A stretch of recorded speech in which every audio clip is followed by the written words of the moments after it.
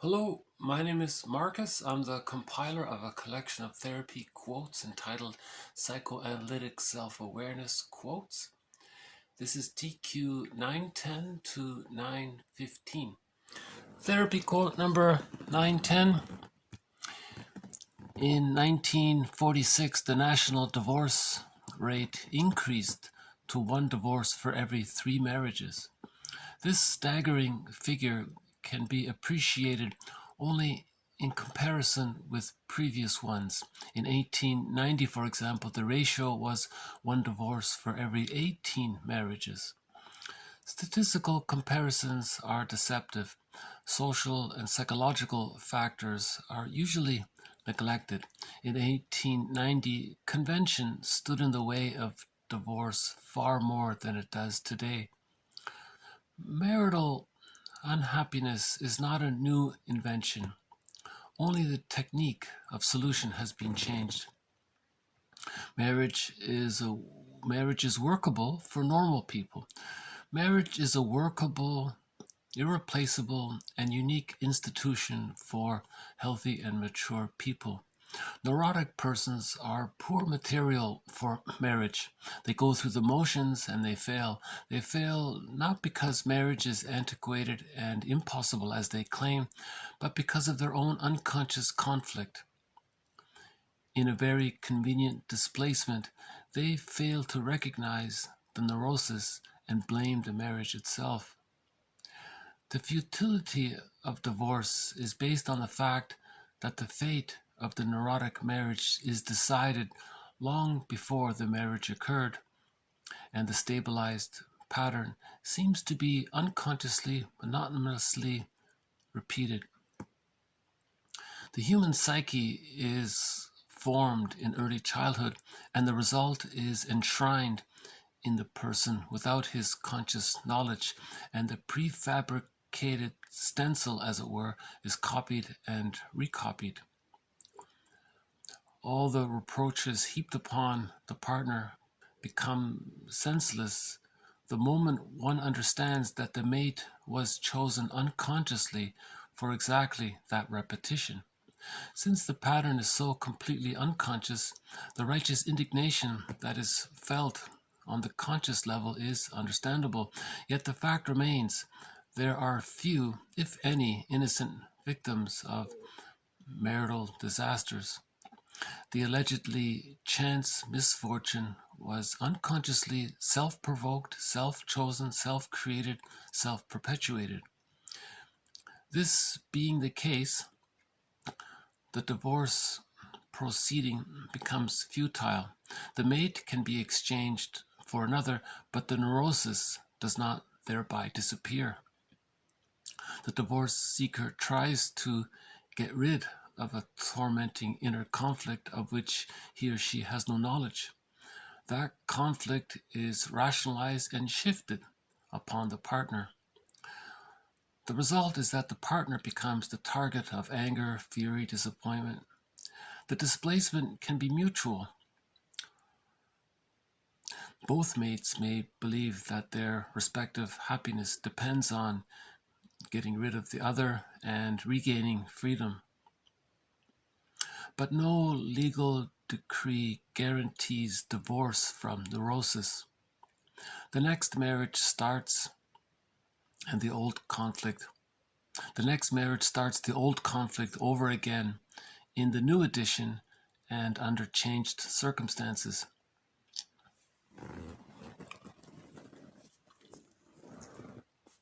So Edmund Burglar is one of the mentors in this series. And so fill in the blank. The psychology of blank. Chances are Burglar talked about it. So here Burglar is talking about marriage, the psychology of marriage. He's making the point of that you can leave your marriage or mate, but you can't divorce your inner conflicts. Your inner conflicts will faithfully follow you into your next marriage. So if there's a trouble with the marriage, don't run to the nearest lawyer, run to the nearest analyst or therapist. Right? That's his, so he's a real advocate of marriage, and he says it's easy to save a marriage. All you have to do is go to couples therapy, and chances are you can save it.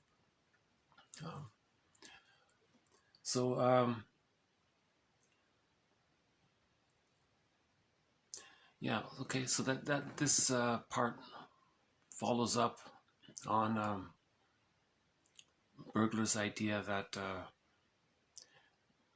marriage, if a person is dysfunctional or neurotic, what they're doing is they're trying to relive their childhood situation in the present, and they're trying to replay the childhood situation with the new partner. But no partner can be that parent or mother. No one can travel back in a time machine to undo what happened. But that's sort of what the neurotic is trying to do in the marriage, right? So they have these great expectations. There's the name of that play, I love you, you're perfect, now change. Something like that, right? And he has a line in here. So why? Why would an adult, why can't someone predict this or see this? Why is the divorce rate so high? You know, and he's saying that many times the choices are unconscious. So there's the idea that, well, if it's unconscious, didn't the unconscious warn the person? Isn't that something that the unconscious wants to do? Well, if the unconscious is more invested in trying to heal a developmental trauma, it'll ignore the other side of the unconscious that's warning the person that this is a wrong choice, because the wish for healing and the promise to be healed from the childhood trauma is so great, the person will distort his perception of reality to have that hope of finally getting healed from the childhood, something like that. Okay, a couple of aspects related to this. The earliest phase of development, called the quote oral phase because the mouth is the baby's main contact with reality, if not overcome, lays the foundation for psychic masochism. These two words denote the lifelong technique of people who have the best intention in the world to succeed, but seemingly without their collaboration, something always goes wrong. If you believe them, they are jinxed by fate, no, the universe. So one of Bergler's theory is he has this thing called psychic masochism, about self-defeating behavior. It's just a broad general term for why a person might live the so-called unlived life. I've been oversimplifying this theory of his about psychic masochism by calling it the 4 steps. So I'll just run through it here again. So the baby, so we're talking about an insecure attachment style, right? An insecure attachment style is when the mother is more frustrating than loving. So the child is frozen there. The child needs it to be that the satisfying experiences outweigh the frustrating experiences, right? When the satisfying experiences with the mother outweigh the frustrating experiences with her, the child feels safe enough to psychologically differentiate and leave the fusion with the mother. That's called the stage of differentiation. But if he's too frightened, if the frustrating memories outweigh the satisfying memories, he's too frightened, right? Then he doesn't feel safe enough to leave. He clings and he stays. Fairbairn says the more rejecting the mother is, the more the baby needs the mother, the more the baby's going to cling to the mother. So now he's stuck there in this kind of fusion with the mother, or he identifies with the mother, and then he's in some kind of unconscious rebellion with the mother, you know. So the satisfying memories, when the satisfying memories with the mother outweigh the frustrating memories with the mother, that's called a secure attachment style. That allows the child to differentiate, right, out of the symbiotic fusion with her. That means when differentiation takes place at roughly around the age of 6 months, the child has the beginning of the sense of himself as being a psychologically, he knows himself as a psychologically autonomous person, that he's different from his mother, and he recognizes his mother as a person, as a different, right? So there's mutuality. He's a person, she's a person. There's two people there. Whereas between birth and 6 months, the child doesn't fully grasp that. The child is still in that narcissistic stage where it's all about him, and mother meets his needs, and he's so called infantile megalomania. Because remember, in the womb, all of his needs got met. The world was his oyster. It was all about him. So in the extended womb, from birth to 6 months, that sort of continues. He thinks it's all about him, and he's entitled. So if he's frozen there, that's a narcissistic pattern. And other patterns stem from this stage, from birth to 6 months, when there's a trauma there, which have been touched upon in previous videos. But just generally, if the satisfying memories outweigh the frustrating memories, the child can differentiate. He knows him. In other words, he needs love to leave the mother. He needs enough love to know himself and leave the mother in order to know himself. If he's too fused with the mother out of fear, he doesn't know who he is. So if he gets enough love, he can differentiate, and then he can go through the other phases of the separation individuation process, practicing rapprochement. And by the age of 3, all of these memories of love and support for his development condense, and they become a part of his psychic structure called the holding interject, or the internalized good object. Okay, this gives the child what someone calls ontological security, or a sense of basic trust. He has much more of a sense of self for himself, and that means that much more of the child's life force can connect to the self-representation. And then at the age of 3, with this life force connecting to himself, and with this ontological security and basic trust and sense of self, this allows the child enough safety to have access to his real self. The real self is a part of him with various capacities: aliveness of affect, spontaneity of appropriate affect, a wide range of affect, to know one's unique wishes, and so on. That's the psychological birth. When a person has access to the real self, that's the psychological birth. So Mahler says biological birth and psychological birth are different events. Right? Biological birth, we see it, it's visible, but the psychological birth is more invisible, and it takes about 3 years, she says, from birth to the age of 3. That's her theory. And it goes through these 4 subphases.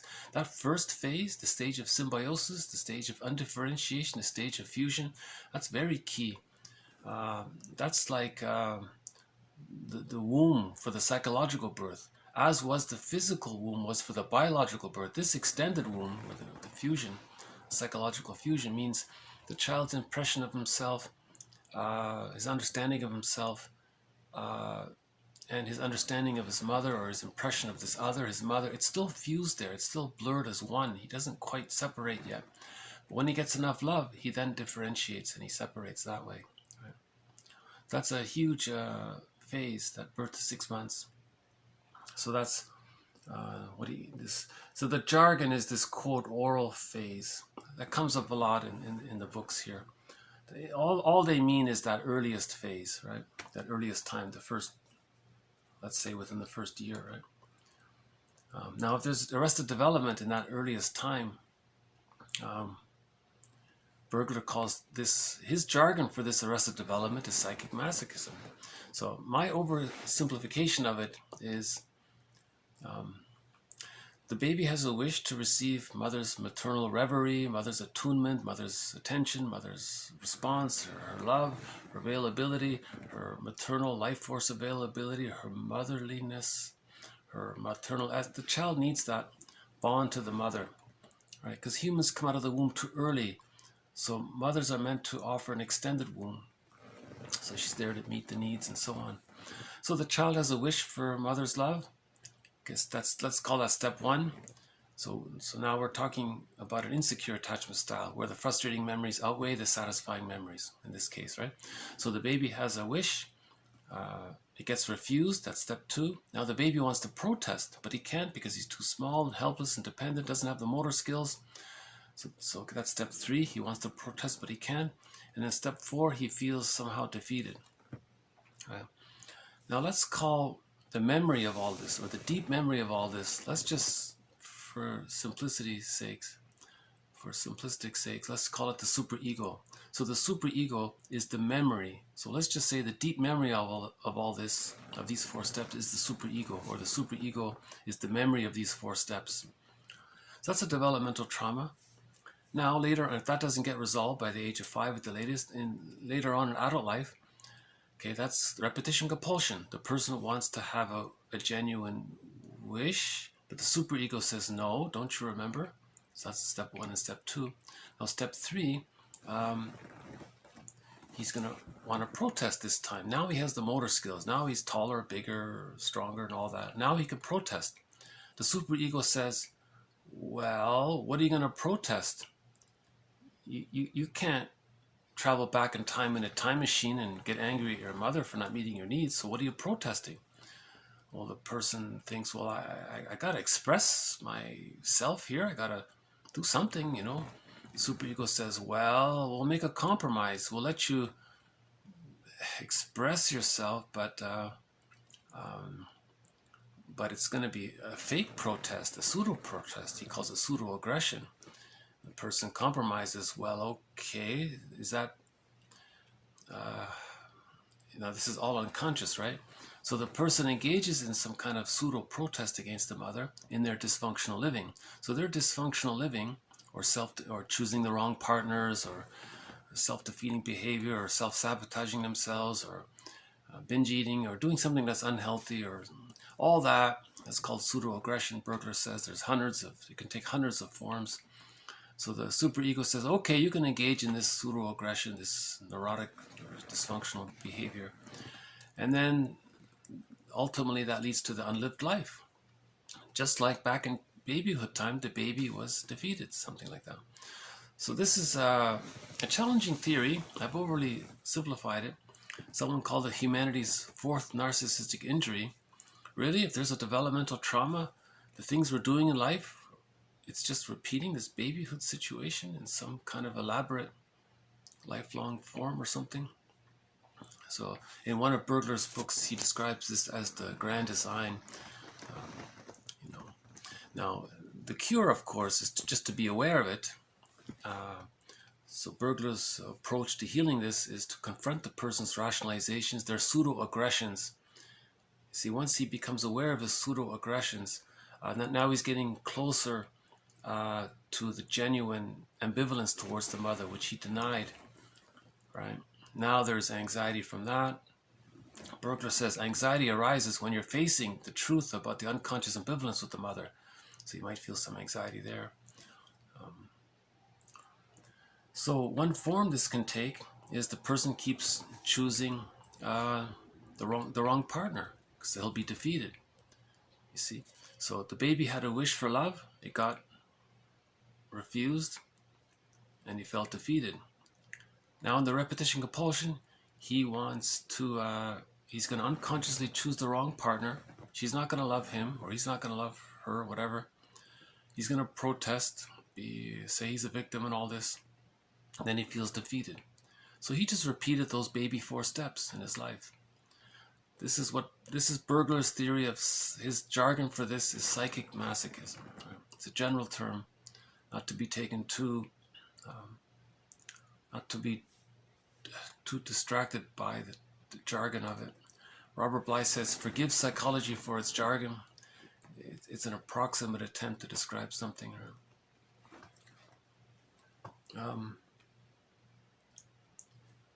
Okay, another part to this is the infantile megalomania. On the one hand, the child is confronted with the fantasy of omnipotence, unreal but stubbornly believed, and on the other, with his own real and complete dependence. This contradiction between fantasy and the reality brings conflict and repeated fury, a vicious circle. Unreal importance versus real dependence is established, which produces disproportionate fury on an unreal basis.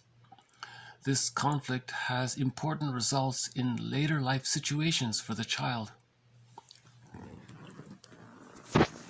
So this is an aspect of the repetition compulsion of developmental trauma. So the theory is, the baby in the womb, we fantasize, if the baby were to have thoughts about his experience, we fantasize that he might think that he thinks he's a little god. You see, he's one with everything around him, but everything around him meets his needs, right? So he's so important. He's like magic. Has a thought, his need is met. He's a sorcerer, magic, powerful, or all omnipotent, and right. So the jargon for this is infantile megalomania. Now, after birth in the extended womb, this is still going on. He thinks he's so important. It's all about him. The world's his oyster. He has a wish. The mother is attuned, meets the, or it's supposed to meet it, or sometimes she does, sometimes she doesn't. But the idea is that he still has this infantile megalomania, or expectation, that he's so powerful, so he's a magician. He just has a wish and it's magically met. So that's his infantile megalomania. Now, infantile megalomania gets resolved naturally on its own by the age of 3 with enough love. But if there's a trauma and the baby doesn't get enough love for that to happen, he's fixated at that stage. So infantile megalomania is unresolved. He's still using it. Okay, so this is extravagant grandiosity, or usually when we talk about the narcissistic pattern, they feel so important and entitled, is all about them and they have to receive, and right, so that's still there. Okay, so that's unrealistic, of course. That's meant to be resolved by the age of 3, but if it's not, then in later life that's unrealistic. Now the reality was the baby was dependent and needed mother's love. So this is an element of the why a person will repeat the pattern of the 4 steps. So they choose a mate, they feel important, they're going to get their needs met. That's the expectation.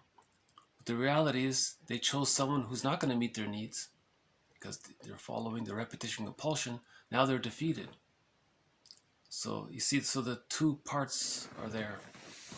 Yeah. So we're just adding a little aspect to Bergler's theory of psychic masochism, right? It's unresolved infantile megalomania, and then the self-defeat that comes from it. And if that's trauma, the person recreates that pattern in later life. Right? So Bergler has the example of some of his clients. They kept getting married, they got divorced, they did it again, they got divorced. And Lucy Holmes has this example as well. The woman kept getting into marriages and kept leaving the men.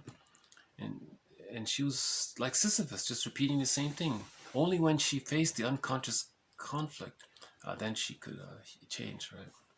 You have to heal the inner world. We live in 2 worlds, the inner world and the outer world.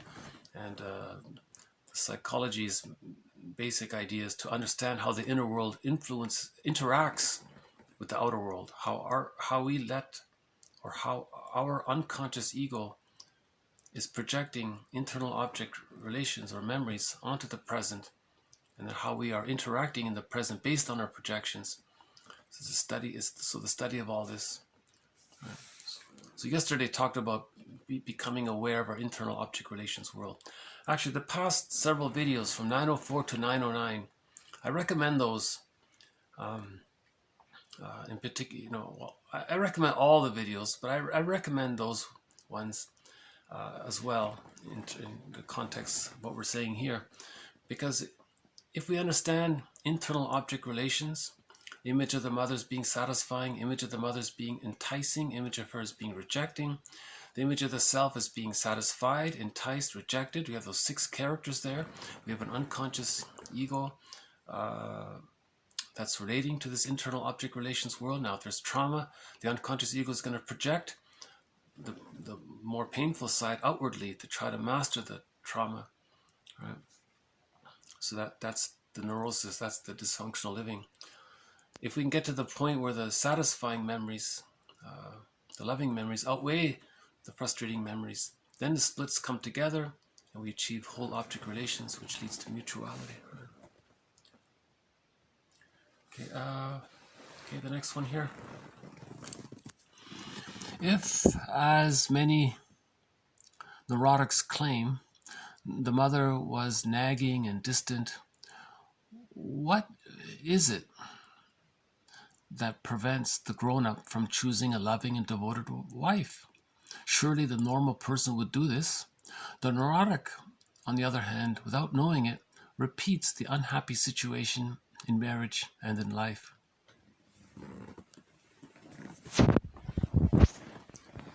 So Fairbairn says that the image of the mother as being unsatisfying gets subsplit into her being enticing and rejecting. Okay. Now this enticing one, this alluring one, okay, in the repetition compulsion, the neurotic is going to project this enticing image of the mother, the promise of her, onto the other. So there's a great hope there. But with that comes the rejection. So that's the repetition compulsion gone awry. In other words, common sense is, in ideal cases, the working method of consciousness. The unconscious is not under the influence of common sense at all. Here, irrational feelings and guilt dominate. Okay, in other words, if the dissatisfying or the unsatisfying memories with the mother as a baby outweighed the satisfying memories, okay, that means the splitting defense mechanism is still being used. That means differentiation couldn't take place. See, when the splits come together, then differentiation takes place. So splitting prevents that. Okay. So this is a developmental trauma. So the person is going to be projecting the enticing and the rejecting images of the other onto others. Now, no one can be that good mother. No one in the present can be for the person that they needed as a baby, for what they needed as a baby. No one can travel back in a time machine, but the psyche seeks healing and wholeness and repair. It's trying to do it. So that's the positive intention. So the unconscious ego is projecting these imagos, these fantasized personifications onto others in the present in order for the person's very own conscious ego to see it so he can know his internal object relations world.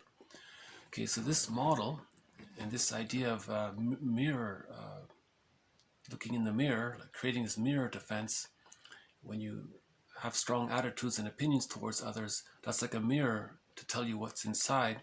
When we get a sense of our internal object relations world with the help of Fairbairn's model, Masterson's model, and Melanie Klein's model, Margaret Mahler's model, and Karen Horney, Edmund Berger, they're the 6 mentors. They have 6 models. So if you put all these models together, I think there's a good chance one of them will apply, or a person may be able to connect at least with one of them at any given point. Grief is healed when it's witnessed by a caring other. We are our own caring other. So if we have a projection, and we recognize that we're projecting, or correction, we recognize that our own unconscious ego is projecting, is holding this little film projection machine and projecting in this unconscious fantasy onto others, making us, the person, the projector, the person think such things. It's meant for the conscious person to see that within him, his own unconscious ego is projecting the internal object relations world to get the conscious ego's attention. Because the inner world is seeking a caring witness. We are meant to be our own caring witness. You see? So there's a cooperation between our conscious ego and our unconscious ego. Our unconscious ego is actually our ally, really. You see, now our unconscious ego is interacting with these internal object characters, the satisfying mother, the satisfied self, the enticing mother, the enticed self, the rejecting mother, the rejected self, these 6 characters, okay? And our unconscious ego is interacting there. Now it's It's now in there, it resembles a fairy tale story or a mythological tale. It's very dramatic. Myths and fairy tales are describing arrested development, the trauma, because the main psychological motif in the fairy tale and mythological motifs is the defense mechanism of splitting. Right? Good God, bad God, good fairy godmother, bad witch, and this kind of splitting thing. That's good breast, bad breast. But the bad breast was the memories with the mother being frustrating outweigh the memories of the mother being satisfying. So the image world, we can say bad breast, good breast. That's the Melanie Klein's jargon when she describes the defense mechanism of splitting. Remember, the baby uses this defense mechanism of splitting just temporarily to deal with the anxiety that the giantess in the nursery might be unavailable sometimes. The baby can't handle this, so he fantasizes that there's another person here, in actuality the mother is frustrating, but the baby creates a fantasy of someone else, some frightening creature rejecting them, and they deny it and disown it, and they only believe that the mother is satisfying. That's called splitting. It's unrealistic. But by the age of 3, finally by the age of 3, the child fully gets that his mother is a full person, not a goddess or demon, or right. So the child sees the mother realistically as a whole person, because in large part the mother respected the baby as a person in their own right, and the baby got that. That allows the baby to see the mother as a person, respects her as a person in her own right. So there's mutuality there. So they're emotional equals, put it that way. Emotional equals between the mother and the child. Oh, we got one of the visitors here. Let's see.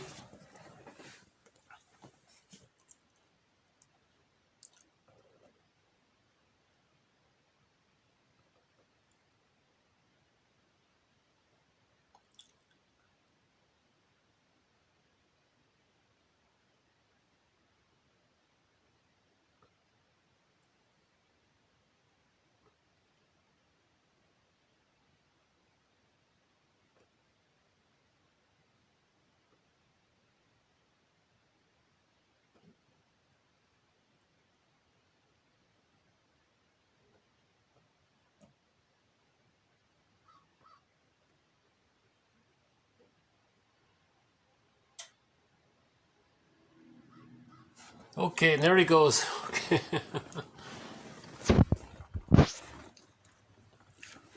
So we haven't seen the blue jay in a while, so he might make an appearance before the end of this video. We'll see. Hold on a sec.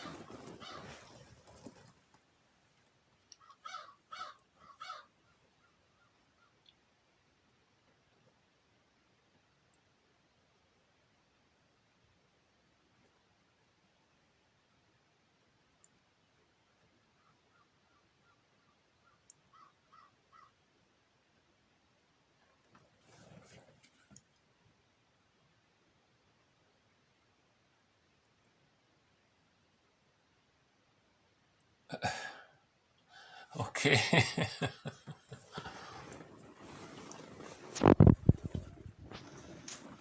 So that's one of the threads throughout this series about healing the defense mechanism of splitting.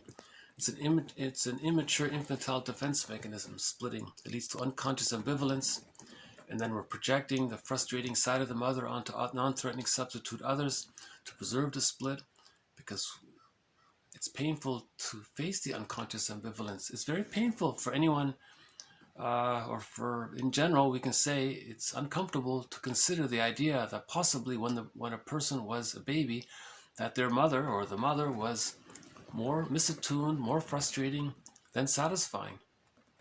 Right? But if prejudicism, if as an adult, people have extreme ideas, this all good, this all bad, and strong idealization, strong devaluation, or prejudice, of course, is there. Any kind of if the person still has strong entitlement opinions, the person doesn't feel love and gratitude, tenderness is not there, tenderness and affection, right? Love, gratitude. They don't feel guilt, remorse, or they can't mourn losses. Oh, he's back. Hold on. Oh, he's gone. Okay. So splitting precludes mourning, right?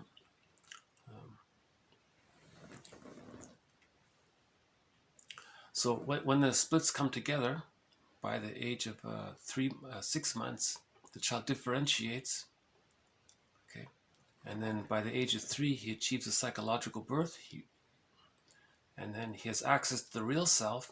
One of the capacities of the real self is that if a person needs to mourn losses, the real self will allow the person to feel the appropriate feelings to mourn the loss. Okay. So splitting doesn't allow that, because you're stuck in a much earlier phase psychologically. Lack of differentiation prevents mourning. Not reaching the psychological birth prevents mourning. So a person needs the real self in order to mourn. Without access to the real self, the person doesn't mourn. Right? So if a person doesn't mourn losses in life, that can lead to complicated grief, aggravated grief, prolonged grief, delayed onset of grief, pathological nostalgia, chronic sorrow, and melancholia, stress on stress. That can lead to the symptoms of PTSD, as someone said, burnout, possible nervous breakdown, and someone said it can lead to becoming a curmudgeon late in life, not an elder. See, the curmudgeon is still battling, and he's bitter and miserly, angry, irritable, still battling with the mother unconscious, because he never mourned the losses. And then he didn't face the unconscious ambivalence with the mother.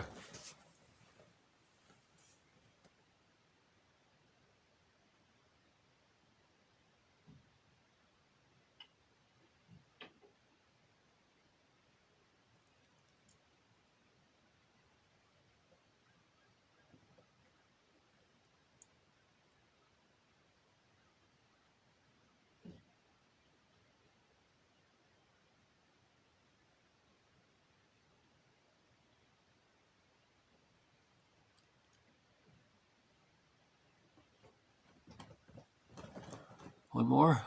Okay.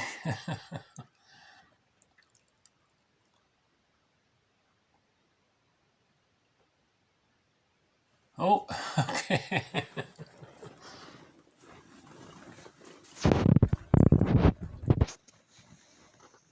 So as mentioned in previous videos, the crow is one of the companion animals in this series, along with the blue jay and the fox. Those 3 make appearances. And I mentioned the 6 mentors. Oh, hold on a sec.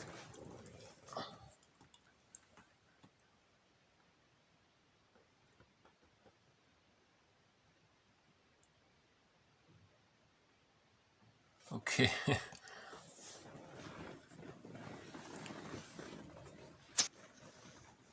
Yeah, so in a nutshell, a person needs a secure attachment style to be able to mourn losses. If a person has an insecure attachment style, they're not able to mourn losses. That leads to complicated grief, because they're stuck in the repetition compulsion of trying to master the situation of when they were a baby. The frustrating experiences with the mother outweighed the satisfying experiences. And one way to master that trauma is to recreate it, or replay it, or repeat it in some form, in some way, somehow, or maybe it's symbolic, or maybe it represents it. So choosing the wrong mate constantly, or choosing the wrong situation, or Berger says we even unconsciously may even provoke it, so we can try to, because we're trying to recreate it, because we're trying to master that painful trauma of the mother being more frustrating than loving. So either we repeat and don't remember like Sisyphus, or we talk and reflect, and maybe with the help of some of these models, we can be a caring witness to ourselves. Okay, then we have more understanding, and so we're with the understanding, I think the internal object relations world calms down, and then we're better resourced to face the unconscious ambivalence with the mother. The splits come together, we differentiate, right? That kind of thing. Okay, okay, the next one here. According to Lagache, psychoanalytic research should concern itself exclusively with the childish fantasies which persist in adult life.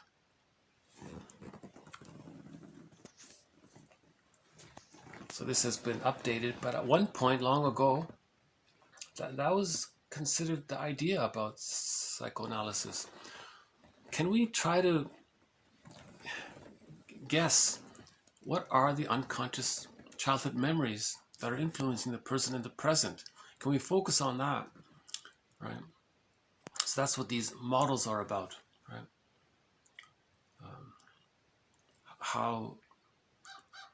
So these internal object relations, the self-representations and the other representations, these are childhood memories, right? These are a condensation of memories. So a group of memories around a theme, they condense. So we're calling that a fantasized personification or an internal object. Okay, just to get some grasp on the idea. And then these 6 characters, we can project any one of them, or the unconscious ego can project any one of them onto others. It can flip them around. It can project all of them or none of them or some of them. And you see, so the unconscious ego is trying to get the conscious ego's attention so he can get a sense of what's going on in the internal object relations world. That's a huge relief to know what's going on, rather than blindly repeating the same pattern over and over again, choosing the same wrong partner over and over again, and that kind of thing. It's a relief, I think. So Karen Horney, James Masterson, Edmund Bergler, discussed here, William Fairbairn, Melanie Klein, and Margaret Mahler. Those 6, I think they really offer quite a lot of understanding. Okay, just change the topic a little bit here. Sleep. What is sleep? Okay, well, it includes shutting off of the senses so that the repressed material can be worked up. Aufarbeite. Okay. So I looked up that word. It's a German word. According to the dictionary, it says refurbished or renovated. I thought that was humorous. So when we sleep, the outside senses, we're not, okay, so now we're focused on the unconscious world. They come up to be renovated or refurbished or worked through or processed or acknowledged or lived or experienced or felt or that kind of thing. So he says worked up, he says. So he was saying, yeah, so sleep is very important in all this. Next one here. The neurotic man has not cultivated the significance and importance of his existence and leads a pseudo-existence in his neurotic state. When I first read that sentence, I found it kind of humorous. Doesn't sound that humorous now, but he's saying it's similar to what Edmund Bergler was saying. It's a pseudo-existence in his neurotic state, always repeating the developmental childhood situation, doing something dysfunctional because it's a pseudo-protest against the parent. Bergler says maybe you're trying to show the world how bad the mother was, or maybe you're trying to, maybe at the same time you think you might be punishing her, or you don't want the parent to take credit. You're trying to express your anger at the mother somehow. And in the process, the person is living an unlived life. So we had that quote where about a week ago, the client said to the therapist, it's really foolish to do something self-defeating just because I'm angry at a parent. That was a great insight, I thought. He said, it's very foolish for me to do something self-defeating only because I'm angry at a parent. Really? So we got it. That was, and we had reference to that TV show Nashville. The couple broke up.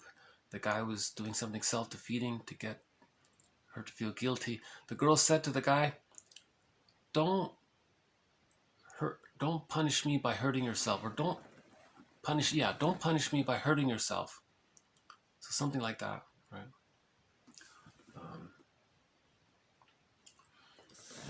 In that same series, I remember one woman said to her daughter, all that you've accomplished, that's because of you. You did it, not because of me. So she wanted to make sure that she knew that the mother wasn't taking credit. Because if she did think that, then the child doesn't want the mother to take credit. Then she might do something self-defeating to punish the mother, because it's too painful for the mother to always take credit for her accomplishments, because she's trying to differentiate and know herself. We're meant to achieve the psychological birth. Man's main task is to give psychological birth to himself.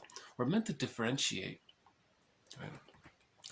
We're meant to see the parent as just a regular person, not in some unconscious fantasy of goddess and demon, and then we project that onto others, kind of thing. We're meant to see the mother as a person, the father as a person, a fellow, a man, a guy, a girl, a person, right? And to recognize that when they were in the womb themselves, maybe they experienced prenatal distress syndrome, right? Maybe they experienced too much of their mother's cortisol entering into their system.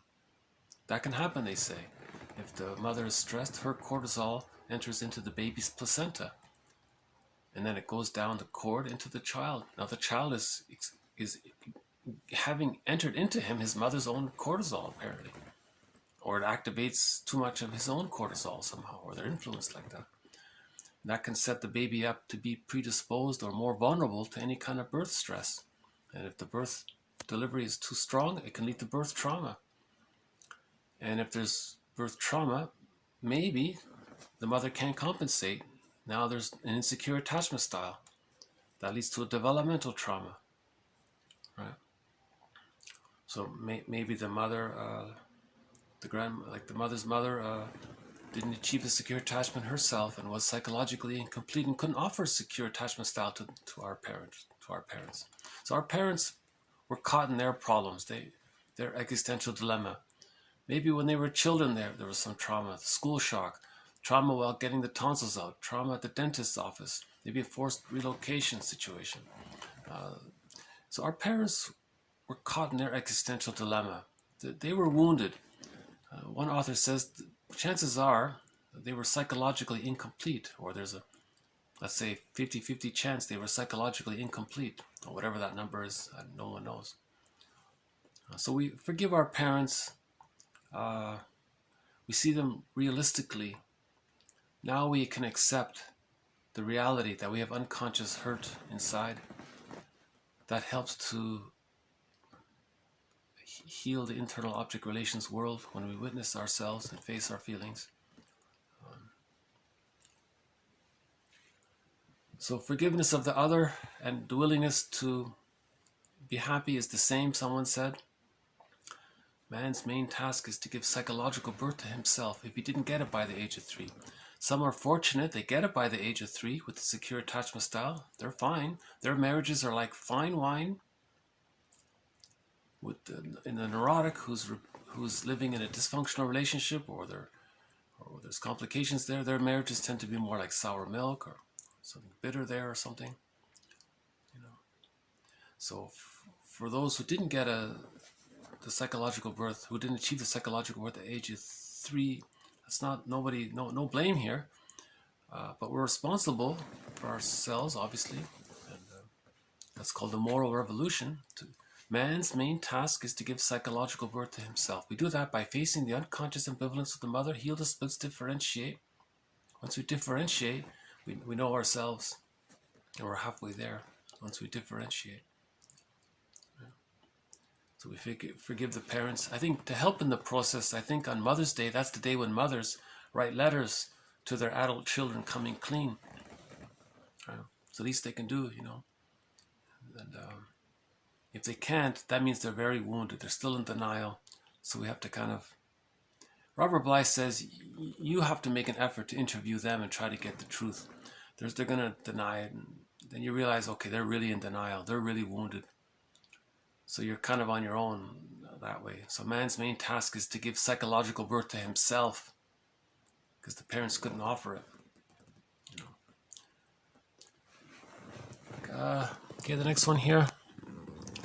The task of moral growth is the replacement of the superego by a mature adult conscience.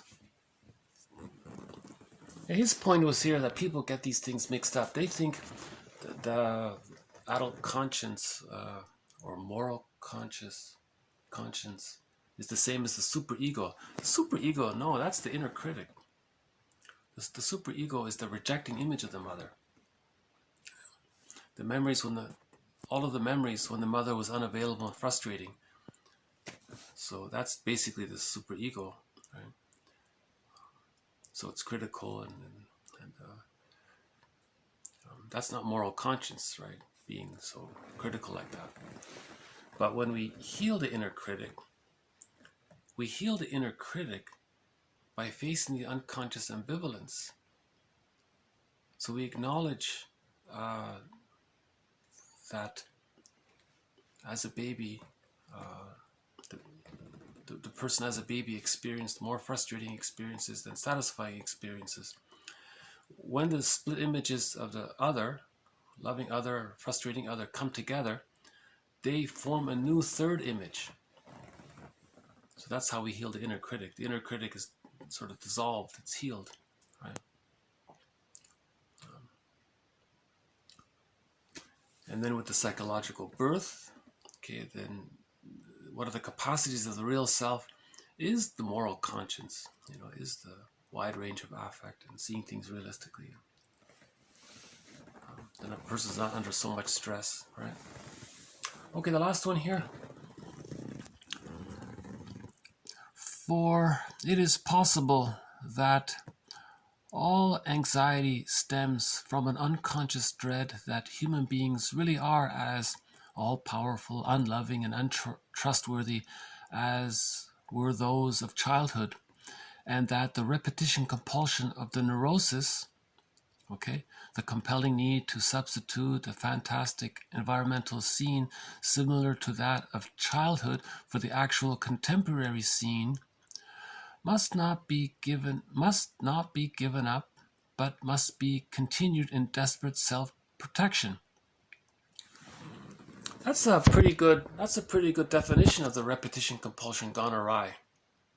Again, for it is possible that all anxiety stems from an unconscious dread that human beings really are as all-powerful, unloving and untrustworthy as were those of childhood, and that the repetition compulsion of the neurosis, i.e.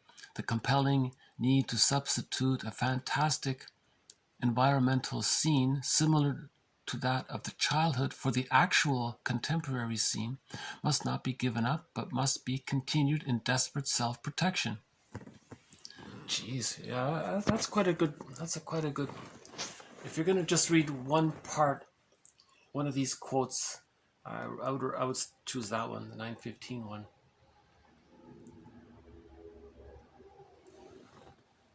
I think that quote captures the essence of repetition compulsion, desperate self-protection. Because the child was frightened with the mother. That's frozen there. He's repeating that because he hasn't healed it, right? He's still there. The unconscious is timeless. It doesn't know time, right? So it can happen the person can feel. One therapist said therapy is feeling at 30 what you couldn't feel at 3, something like that. So the parents were all powerful. That's the giantess in the nursery, or the orgas, let's say, or the giantess in the nursery. Unloving, untrustworthy. Okay, now the person unconsciously wants to master that trauma, so he has to see others as being untrustworthy and so on. That's how the baby protected himself. The baby finally did survive his childhood. So those coping mechanisms he adopted in babyhood time, he has to keep on using them if he doesn't change his images. Right? So what are these immature infantile defense mechanisms? Splitting, projection, projective identification, externalization, coaxing others to play a role, or reaction formation, using rationalizations to lie to yourself and to others that the unconscious ambivalence exists. You know, people who worship their mothers, put them on a pedestal, that's a sign of a splitting defense mechanism. They don't want to face the unconscious ambivalence of the mother. Any kind of prejudice, that's a sign of the splitting defense mechanism, right? Because we project the rejecting image of the mother onto non-threatening substitute others. Right? So,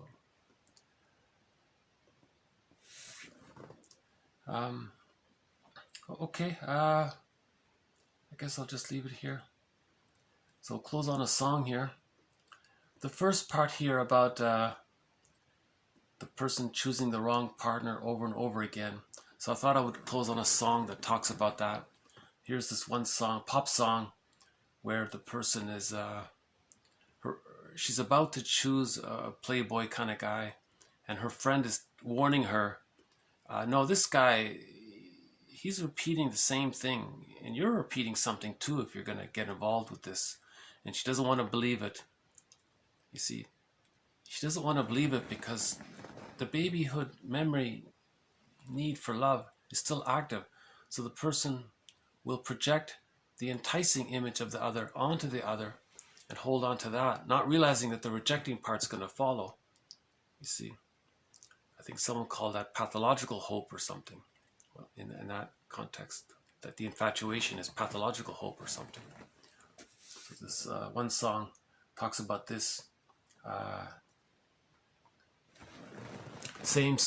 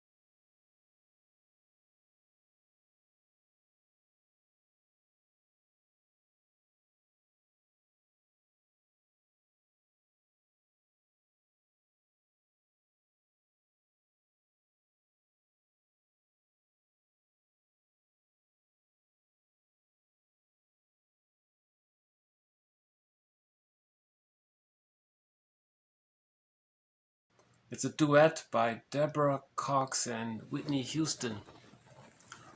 And you can hear it, you know, I think Whitney Houston was playing the hopeless romantic, or the character of the hopeless romantic was sung by Whitney Houston.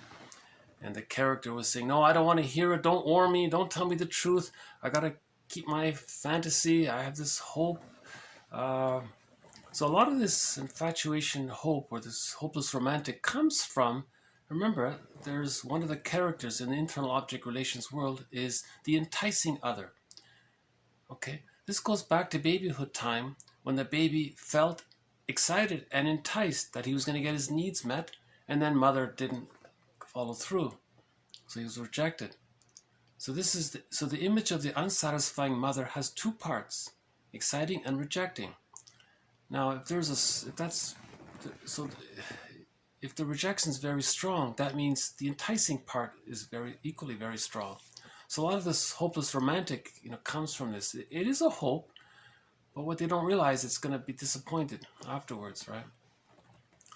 So the idea is to see others realistically, not through the lens of the baby images, that the other is going to be the wonderful mother, right? That kind of thing. So, okay. So, yeah, as mentioned, Bergler talks about hundreds of topics. You name it: the psychology of gambling, the psychology of fashion, money, marriage, self-defeating behavior, psychology of the playboy, the playgirl, and on and on. It's interesting. You know, he's the second most prolific author of psychoanalysis, right? 24 books, 300 papers. He was apparently he was a rock star in the 50s in the psychology world, and no one really knows why he's not that well known or better known. His writing is more direct. He does use a lot of jargon. It takes a while to get used to his jargon. And sometimes he does come across a little, because his approach is to confront people's rationalizations. That's a narcissistic injury. If a person's using a rationalization and you're being questioned about it, people take that as a criticism. But he sometimes wants to clarify that what's going on with that kind of thing. And then once a person looks underneath the rationalization, they find out what's underneath it, the unconscious ambivalence with the mother. Right? And the psychology of writing, that's a big one too.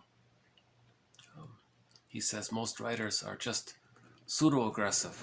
They're not facing the unconscious conflicts. Right? He said, someone related to what Bergler said, someone said, in a mystery novel, if the writer can let the reader recognize that they feel like an unconscious criminal, then he's a good writer. If it's all externalized and it's just a packaged fantasy outward, then he calls that like a defensive writing or something like that. A real writer would help the reader recognize that he feels some unconscious guilt, meaning that when he was a baby, he felt responsible for his mother. Because babies' magical thinking, plus the need to attach to the mother, plus their magical thinking, so they feel unconsciously responsible. If things don't go well, they blame themselves. Why? It's called the moral defense. Fairbairn calls that the moral defense. The baby will just make this moral decision, okay, mother's all good and I'm bad. That's how the baby tricks himself to bond to the mother, because he needs to bond to the mother at all costs, right? Life force is object seeking. How does the baby bond to a rejecting, painful mother? He's got to delude himself. He's got to put the reality of the mother, create a fantasy around the reality of the mother as being someone else, denies that. That's the splitting defense mechanism. And then with what's left, he'll make himself think that that's good, but to do that, he has to make himself believe he's all bad. That's the moral defense. And now he thinks his mother's good and he's bad, kind of thing. So there's a lot of See, the child is very creative with his psychological maneuvers to create the bond to the mother. If it doesn't get resolved by the age of 3, he's still using these unrealistic psychic maneuvers. It's ingenious of the baby, the drama of the gifted child. It was ingenious of the baby to use these psychological maneuvers to get by with a frustrating, to a mother who was more frustrating than loving. The child managed to survive it, but at a huge cost, because if there's arrested development there, he doesn't know himself. He's going to repeat that scenario with others, that kind of thing. Okay, yeah. Some people say, well, I'm jinxed. It's fate. Okay, that's just a way of talking about arrested development, that's a way of saying the fixation at the rejection level of not getting enough love to differentiate, or a fixation at the rejection level of not getting enough support to complete the psychological process. So as a shorthand, the person might say he's jinxed or cursed or fate, cursed, jinxed, kind of thing. What he's talking about is a frozen psychic world, right? Someone described trauma as things being frozen inside, kind of thing. That's arrested development. So being jinxed means arrested development, right? Yeah, and the idea here that if infantile megalomania isn't resolved, that's an aspect of the repetition compulsion. The person wants to believe something because he's so important, but he also creates it so he's disappointed. That's the baby situation. He was important, but he didn't get the love, so he was disappointed. Right? The next part here was about the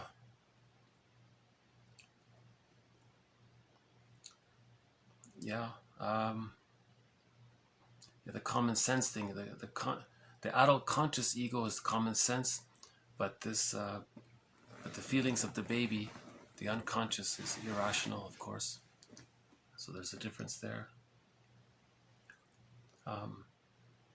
The study, psychoanalysis, had much more of a focus, apparently, about studying unconscious childhood fantasies or internal object relations theory. So the update to this idea is that we do study unconscious childhood fantasies or memories and how they interact in the present. So internal object relations mean how the internal object relations interact with the external object relations. So we live in two worlds and we have two kinds of relationships, internal and external. So we study how they interact with each other. So object relations theory means the baby had an external relationship with his mother. He internalized that relationship. It's still alive and repeating.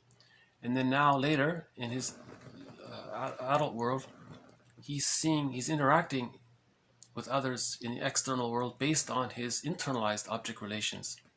Now these internalized object relations are wildly exaggerated, goddess demon images. It's not realistic. So this thing is called object relations theory overall, right? Studying all this. Yeah, interesting. One comment, just a brief comment there about sleep. He said that we haven't done much about dreams and sleep, but he says that if your senses are turned off, now what's in your unconscious can come up and you're dreaming. Right? So you're processing things, something you didn't feel. Sometimes he says you're responding to something that happened in the present. Some trigger happened in the present. Now then it comes up in your dreams or something.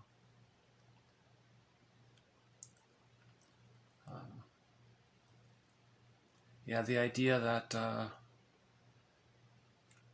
there's a difference between the inner critic or the superego, or the Fairbairn calls it the internal saboteur or the self-saboteur. We have that song, the self-saboteur song.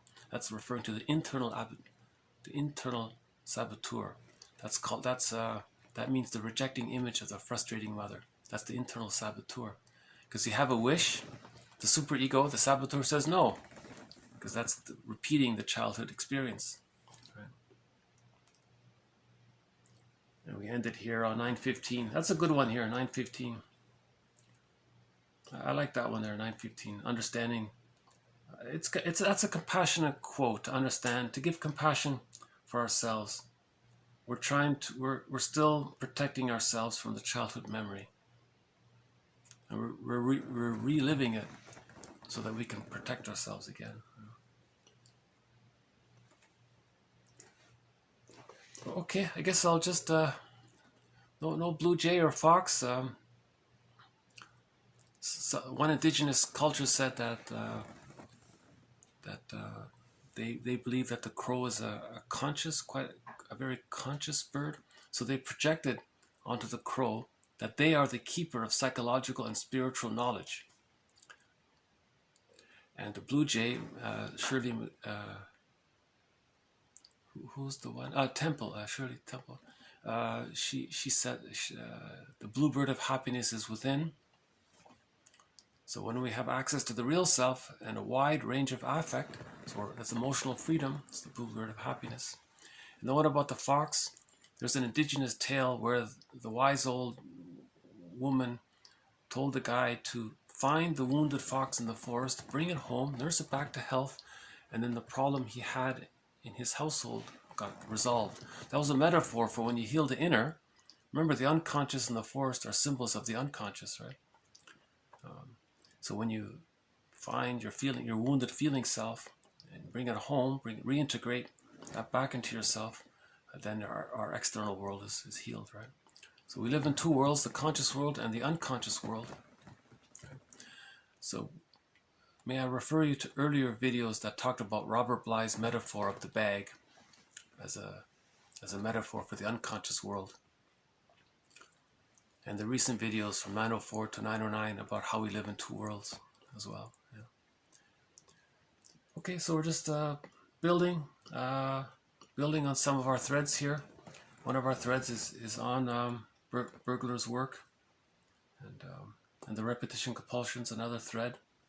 We've got about a dozen threads going here, so we're just adding each time a little bit to it. So the song was same script, different cast. Yeah. That's a nice way of putting it. Burglars, again with Burglar, he says every neurotic carries around one of these LP, long playing vinyl music disc records. Used to be called a Victrola record. And he carries this script, and it's scripted on this record. He only has this one record. Only one childhood past is imprinted onto this record. And he carries this childhood imprinted music record with him everywhere he goes, and in each new situation he spins off that record. Right? So he's bringing the past into the present. Right?